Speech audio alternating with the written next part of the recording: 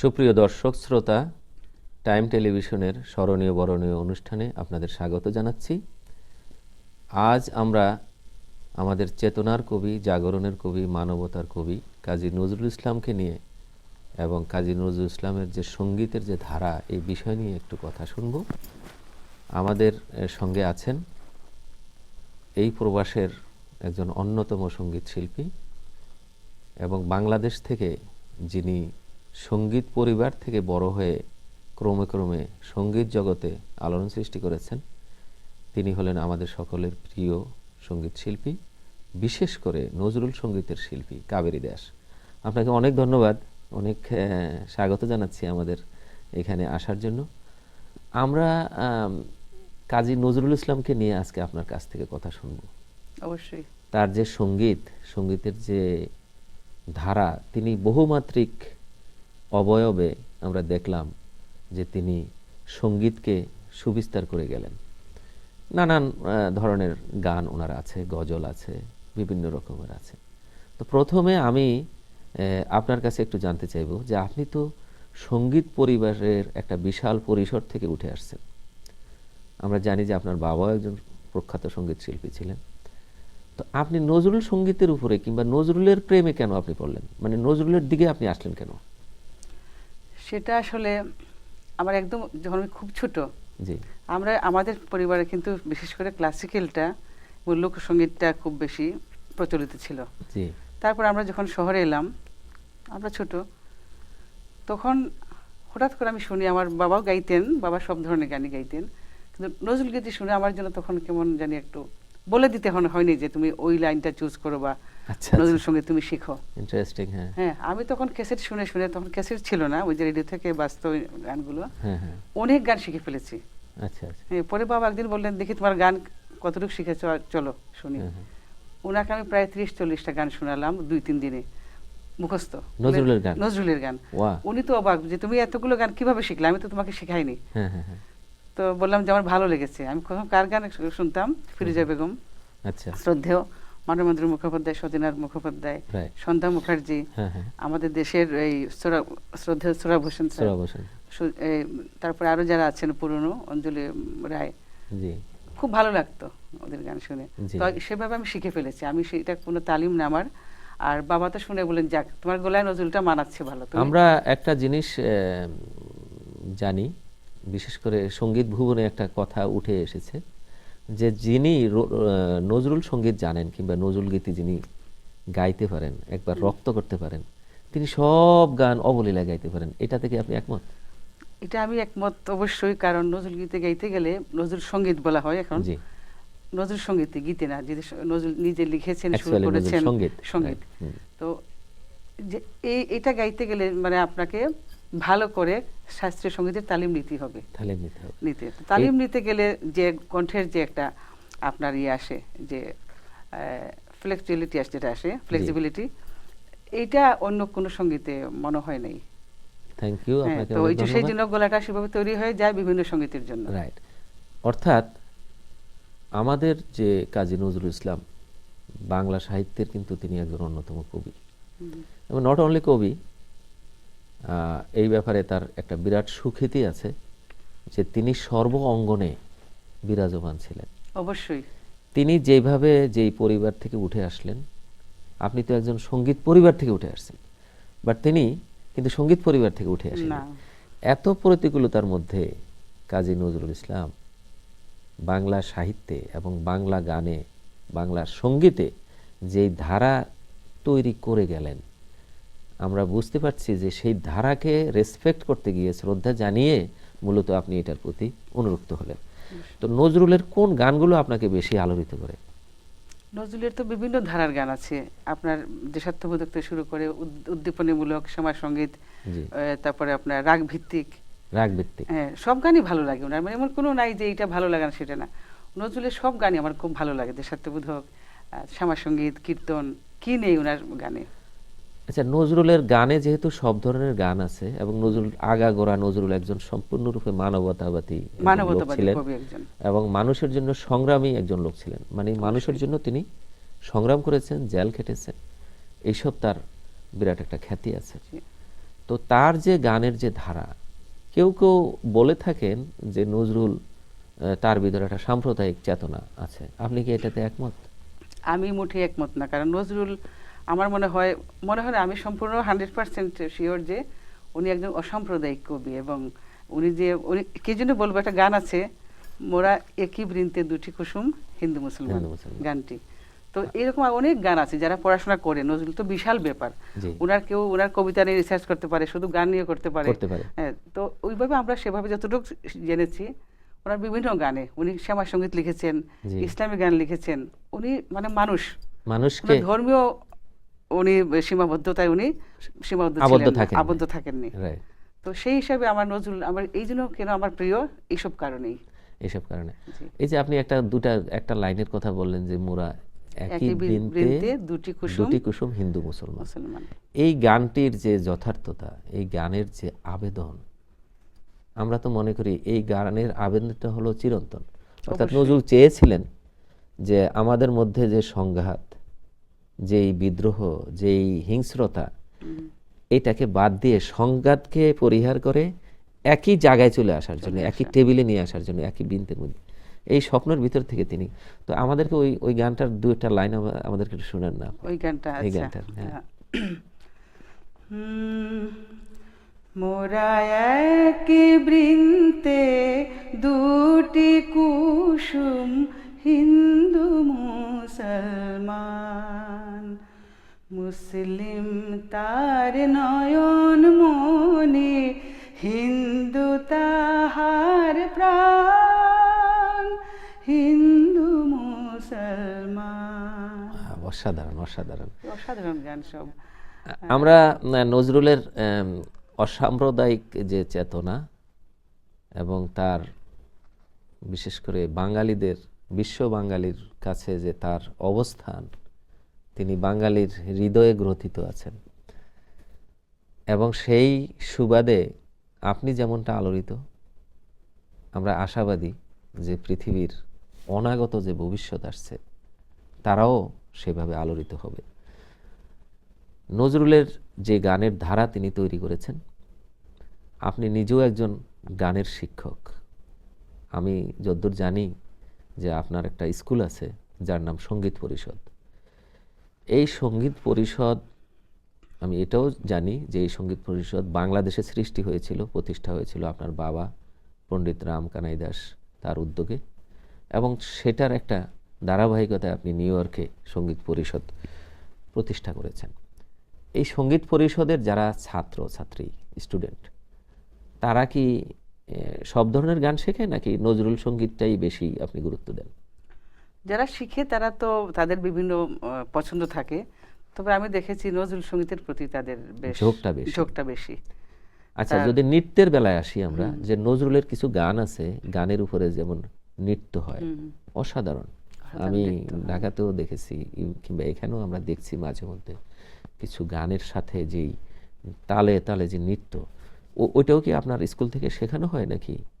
এই ধরনের নাচ তো বিভিন্ন নজরুলের যে কোনো গানে নৃত্য করা যায়, যে কোনো গানে, বা এটা যে শিখান নাচ তার পছন্দের উপর।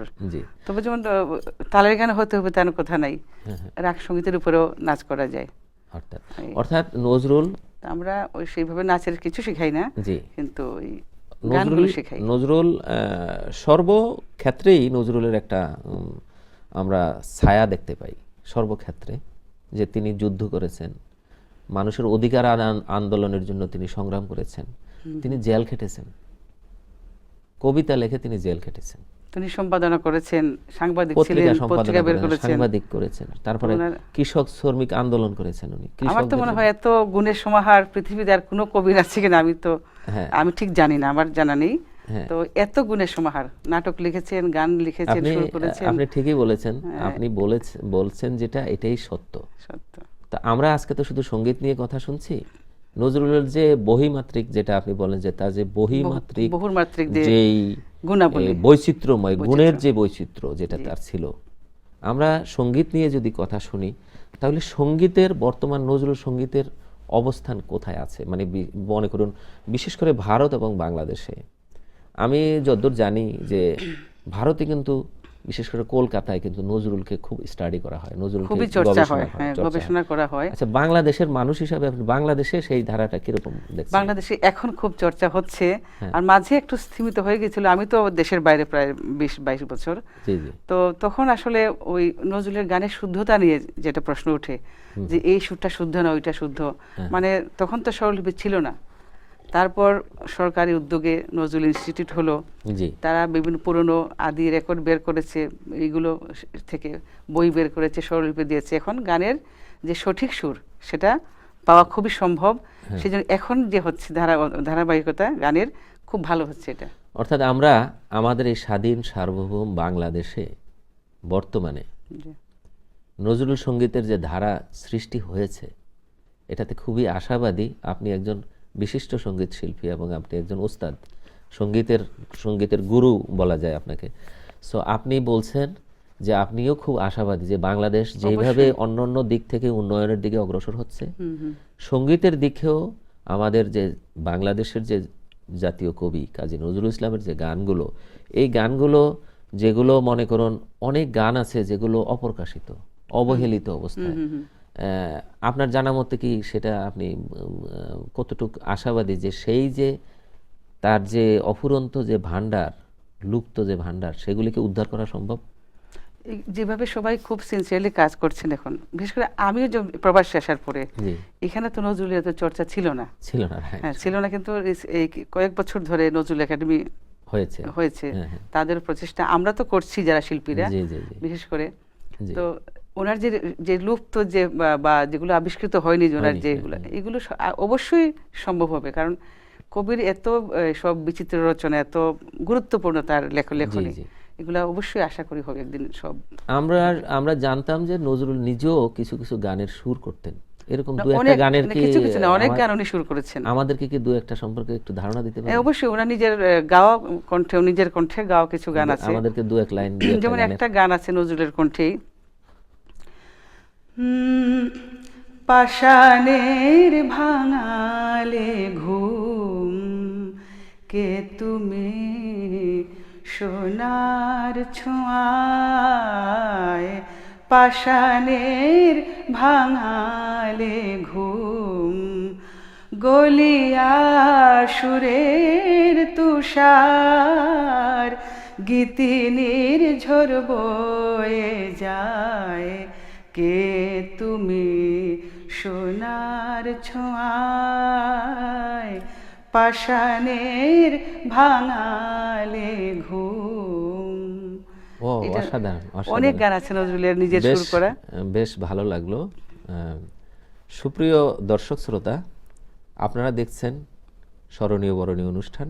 আমরা শুনছি বিদ্রোহী কবি কাজী নজরুল ইসলামের সঙ্গীত নিয়ে কথা বলছেন আমাদের সঙ্গে প্রখ্যাত সঙ্গীত শিল্পী, নজরুল সঙ্গীত শিল্পী এবং সঙ্গীতের গুরু কাবেরী দাস। একটা ছোট্ট বিরতি নিচ্ছি, বিরতির পর আমরা আবারও ফিরে আসব, সঙ্গে থাকুন।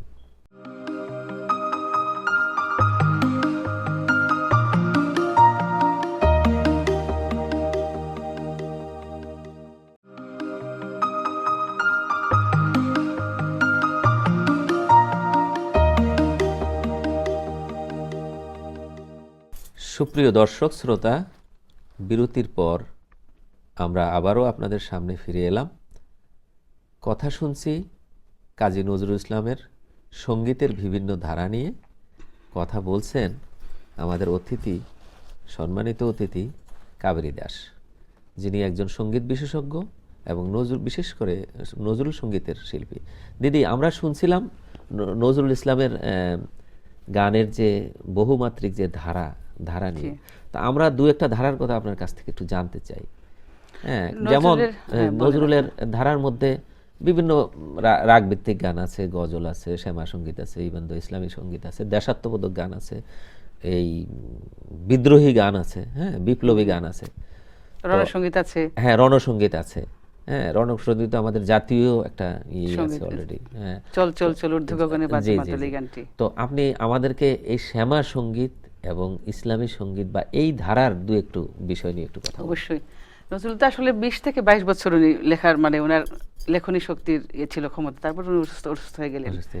তারপর তো মানে এত অল্প সময় উনি ওনার যে লেখার যে ভান্ডার, তার থেকে এই আমি একটা ইসলামী গান থেকে শুরু করি।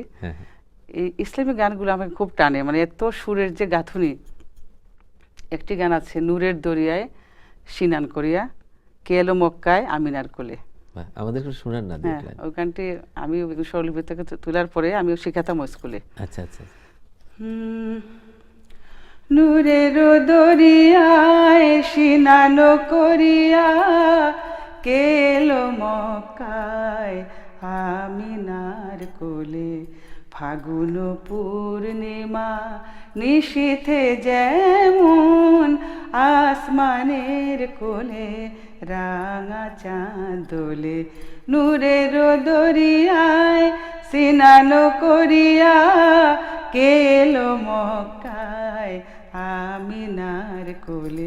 কত সুন্দর বর্ণনা, অসাধারণ শব্দচয়ন, মানে এটি মুগ্ধ করে সুরের যে গাঁথুনি। আমি শিপ্রা বসুর কণ্ঠে একটা গান শুনেছিলাম, ওই যে ও এখন মধুর শরাব দিলে। হ্যাঁ, একটু শুনান তো আমাদের।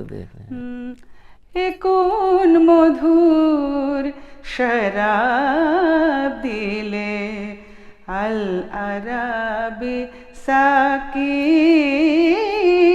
এখন মধুর শরাব দিলে আল আরাবি সাকি, নেশায় হলে দিওয়ানা যে, নেশায় হলে দিওয়ানা যে, রঙিন হলো আখি এখন মধুর শরাব দিলে আল আরাবি সাকি। ইসলামিক গজল বলে এটাকে। আমাদের কিছু শ্যামা সঙ্গীত সম্পর্কে কিছু বলেন না? শ্যামা সঙ্গীত একটি গান দেখেন, মানে আমরা তো সবাই মূর্তি পূজা করি, তো ওইটি বলেন যে মূর্তি পূজা যাই করো আগে নিজের মাকে পূজা করো, তারপরে এই মূর্তির মধ্যে শুধু মূর্তি, মা তো নেই। তো এই গানটা আমার খুবই টানতো ছোটবেলা থেকে, ভালো লাগতো যে কি লিখেছেন বুঝতাম না তো, কিন্তু যে খড়ের প্রতিমা পুজিস রে তোরা, মাকে তো তোরা পুজিস নি। ও মাই গড, কত অসাধারণ গাঁথনি কথা। শুনান না আমাদের একটু প্লিজ। খড়ের প্রতিমা পুজিস রে তোরা, মাকে তো তোরা পুজিস নে। প্রতিমার মাঝে প্রতিমা বিরাজে, হায় রে অন্ধ খুঁজিস নে, মাকে তো তোরা পুজিস নে। গানটা গাওয়ার সময় চোখে জল চলে আসে, মানে কি যে সত্যি কথাটা উনি বলেছেন গানের মধ্যে, অসাধারণ। আমরা নজরুল ইসলাম এই জন্যই স্মরণীয় যে তিনি আমাদের দেশে, কিন্তু বিশেষ করে পাক ভারত উপমহাদেশে তখনকার দিনে একটা বিদ্বেষ ছিল, এটা এখনো আছে। এখন ওই সময় একভাবে ছিল, এখন আরেকভাবে আছে।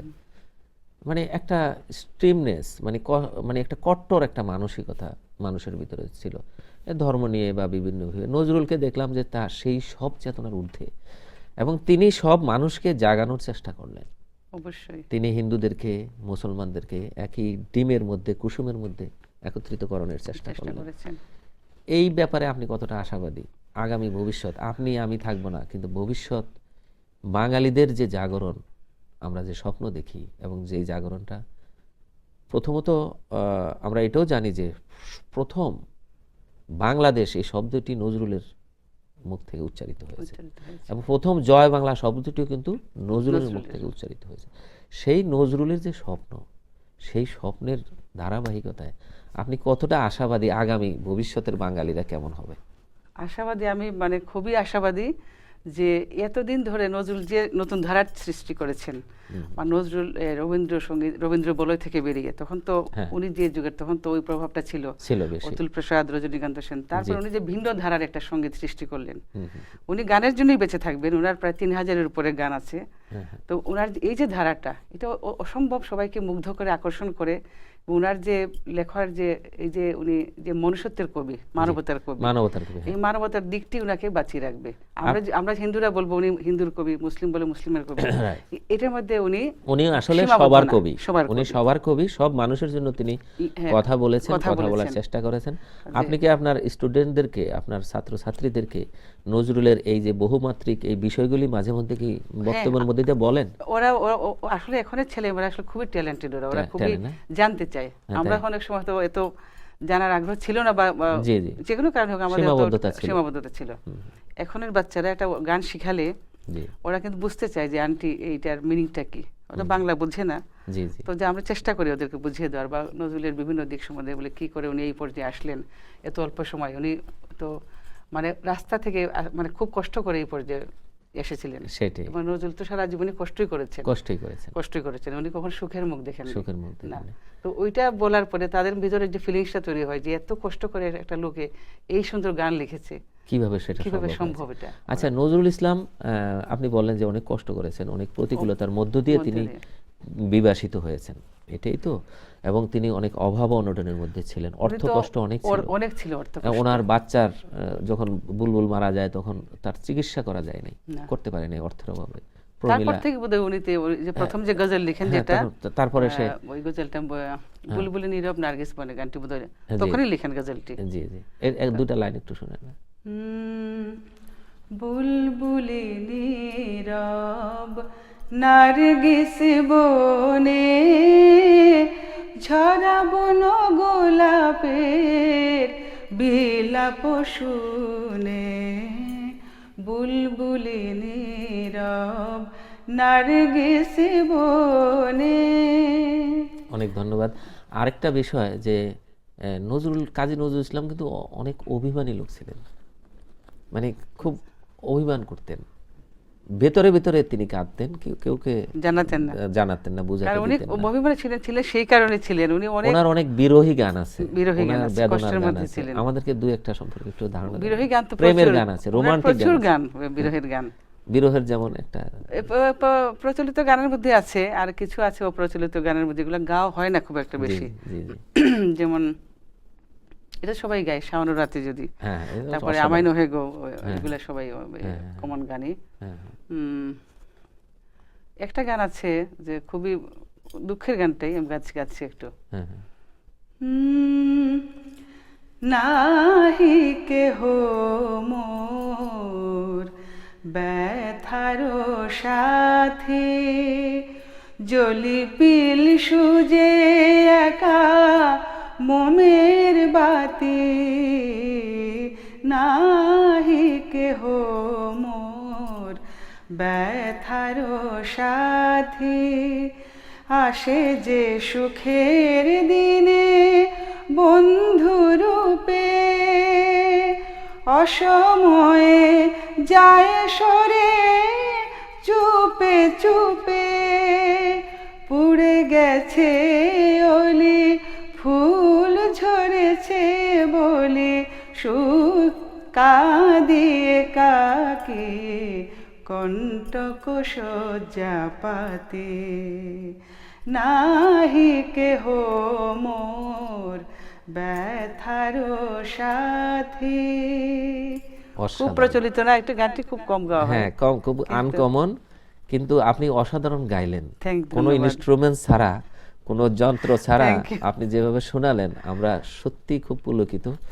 এবং আমরা আপনার কাছ থেকে যখন জানতে পারি যে আপনার যে একটা বিশাল স্বপ্ন, আপনার যে বিরাট একটা আশাবাদ যে বাংলাদেশ এবং বাঙালিরা একদিন, সে যেই ধর্মেরই হোক, যে বর্ণেরই হোক, একদিন একভাবে একই জায়গায় বসে তারা গল্প করবে, গান শুনবে, নামাজ পড়বে, পুজো করবে, কথা বলবে, সব কিছু করবে।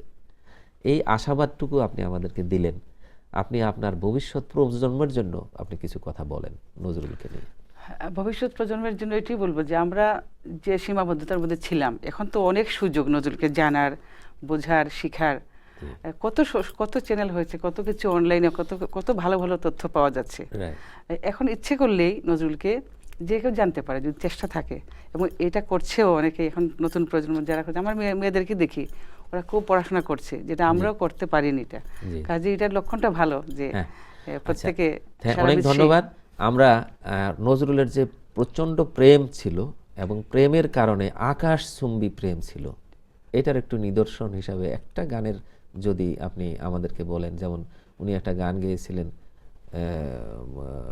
কোনটা বলেন তো?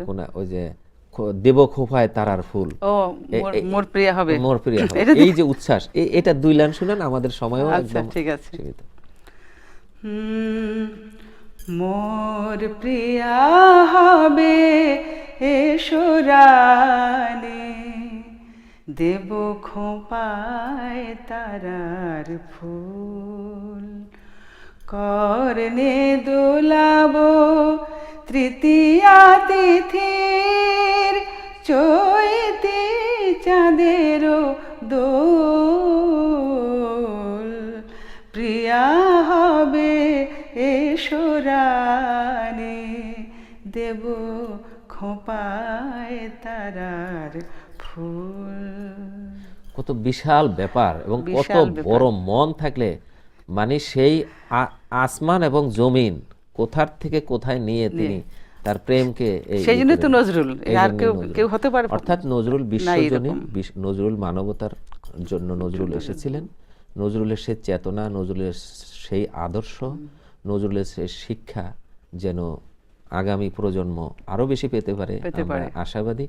আপনাকে অনেক অনেক প্রাণ ঢালা অভিনন্দন এবং ধন্যবাদ আমাদের এখানে এসে নজরুল ইসলামের উপরে, তিনি সঙ্গীতের যে ধারার উপরে, বিভিন্ন বিষয়ের উপরে যে কথাগুলি বললেন, অনেক অজানা তথ্য আমরা আপনার কাছ থেকে পেলাম। দিদি, আপনাকে অনেক ধন্যবাদ। আপনাকে ধন্যবাদ, আর টাইম টেলিভিশনকে ধন্যবাদ, অনেক ধন্যবাদ। সুপ্রিয় দর্শক শ্রোতা, এতক্ষণ স্মরণীয় বরণীয় অনুষ্ঠান আপনারা দেখছিলেন। আমাদের আলোচ্য বিষয় ছিল কাজী নজরুল ইসলাম এবং তার সঙ্গীত। আমাদের সঙ্গে অতিথি ছিলেন বিশিষ্ট সঙ্গীতজ্ঞ এবং নজরুল সঙ্গীতের একজন প্রখ্যাত সঙ্গীত শিল্পী, আমাদের সকলের প্রিয় শিল্পী কাবেরী দাস। আমরা আবারও দেখা হবে কোনো একটি অনুষ্ঠানে। আপনারা ভালো থাকুন, সুস্থ থাকুন।